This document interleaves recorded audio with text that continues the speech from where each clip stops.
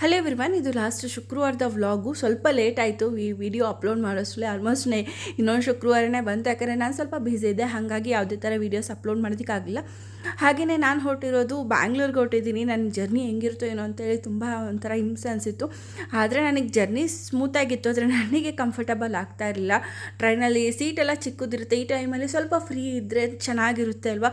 So ನನಗೆ ಅದೊಂದು ಸ್ವಲ್ಪ ಹಿಂಸೆ ಆಯಿತು. ಆದರೆ 4 hours ಜರ್ನಿ ಅಷ್ಟೇ, ಶಿವಮೊಗ್ಗದಿಂದ ಬ್ಯಾಂಗ್ಳೂರು. ಅಂದರೆ ಬೆಳಗ್ಗೆ ಟ್ರೈನ್ ಆದರೆ 4 hours, ಬೇರೆ ಟ್ರೈನ್ಗಳೆಲ್ಲ ಸ್ವಲ್ಪ ಟೈಮ್ ಜಾಸ್ತಿ ತೊಗೊಳುತ್ತೆ. ಹೇಗೋ ಫೈನಲಿ ರೀಚ್ ಆದ್ವಿ ಬ್ಯಾಂಗ್ಳೂರು. ಇನ್ನು ಅಲ್ಲೋದ್ಮೇಲೆ ನಾವು ಕೂಡ ಒಂದು ಸ್ವಲ್ಪ ಹೊತ್ತು ಫ್ರೆಶ್ ಅಪ್ ಎಲ್ಲ ಆಗಿಬಿಟ್ಟು ಮಕ್ಕಳಿಗೆ ಶಾಪಿಂಗ್ ಮಾಡೋಣ ಅಂಥೇಳಿ ಪೀಣ್ಯ ಆ ಸೈಡ್ ಹೋದ್ವಿ. ಅಂದರೆ ನನ್ನ ಹಸ್ಬೆಂಡ್ ಕಸಿನ್ ಅವ್ರು ಕರ್ಕೊಂಡು ಹೋಗಿದ್ದು. ಮಕ್ಕಳಿಗೆ ಒಂದಷ್ಟು ಶಾಪಿಂಗ್ ಮಾಡ್ಕೊಬರೋಣ ಅಂತೇಳಿ. ಬಟ್ಟೆ ಮಾತ್ರ ತುಂಬಾ ಚೆನ್ನಾಗಿದೆ. ಮಕ್ಕಳಿಗೆ ಅಂತ ಅಂದರೆ ಒನ್ ಸ್ಟಾಪ್ ಡೆಸ್ಟಿನೇಷನ್ ಅಂತಲೇ ಹೇಳ್ಬೋದು. ಯಾಕಂದರೆ ಅಷ್ಟು ಕಲೆಕ್ಷನ್ಸು, ಅಷ್ಟು ವೆರೈಟಿ ಇದೆ. ಹಾಗೆ ಪ್ರೈಸ್ ಕೂಡ ತುಂಬ ಅಫೋರ್ಡಬಲ್ ಆಗಿದೆ. ಕ್ವಾಲಿಟಿ ಮಾತ್ರ ತುಂಬ ಚೆನ್ನಾಗಿದೆ. ನೀವೇನಾದರೂ ಬ್ಯಾಂಗ್ಳೂರಲ್ಲಿದ್ದರೆ, ಬ್ಯಾಂಗ್ಳೂರಿಗೆ ಯಾರಾದರೂ ಹೋಗಬೇಕು ಅಂದ್ಕೊಂಡಿದ್ರೆ ಒಂದು ಸತಿ ವಿಸಿಟ್ ಮಾಡಿ, ಖಂಡಿತ ಮಿಸ್ ಮಾಡಬೇಡಿ. ಯಾಕಂದರೆ ಅಷ್ಟು ಚೆನ್ನಾಗಿದೆ ಕ್ವಾಲಿಟಿ ಎಲ್ಲ. ಹಾಗೆಯೇ ನೆಕ್ಸ್ಟ್ ನಾವು ಹೋಗಿದ್ದು ಬಂಡೆ ಮಹಾಕಾಳಿ ದೇವಸ್ಥಾನಕ್ಕೆ. ಅವತ್ತು ಹುಣ್ಣಿಮೆ ಕೂಡ ಆಗಿತ್ತು. ತುಂಬ ದಿನದಿಂದ ನಾನು ಕೂಡ ಹೋಗಬೇಕು ಅಂದ್ಕೊತಿದ್ದೆ.